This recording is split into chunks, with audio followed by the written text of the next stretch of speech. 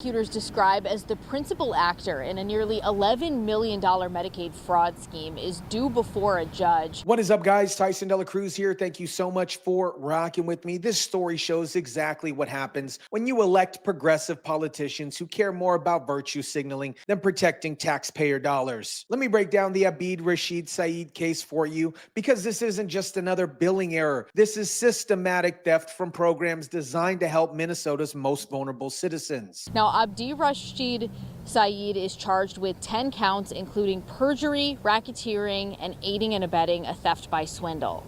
Saeed and two others are accused of operating personal care assistant businesses where they allegedly overbilled clients to secure Medicaid reimbursement funds. Abid Rashid, this so-called principal actor in this scheme, was running multiple personal care assistance businesses that were supposed to help disabled and elderly Minnesotans live independently. Instead, he was billing Medicaid for services that never happened while pocketing millions in taxpayer money. But here's what makes this even more outrageous. Saeed was already convicted of theft by swindle in 2021. A judge specifically ordered him not to work with any companies that accepted Medicaid reimbursements.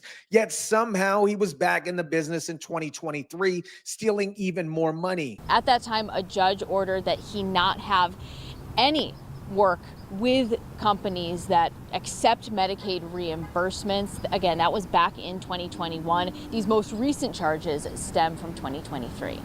Think about this. Minnesota's oversight system is so broken that a convicted fraudster was able to set up new companies and steal another $11 million from Medicaid. Where was the Department of Human Services? Where was the safeguards? Where was Tim Walz's leadership? This case involves 10 felony counts, including perjury, racketeering, and theft by swindle. We're not talking about just paperwork mistakes. We're talking about organized criminal enterprise treating Medicaid like a personal ATM machine. The Abid Rashid Saeed case isn't an isolated incident. This is part of a massive pattern of fraud that's been bleeding Minnesota taxpayers dry while Tim Walz has been asleep at the wheel. Another group of Minnesota Medicaid providers is under fire for fraud tonight, this time tied to services meant to help adults with disabilities.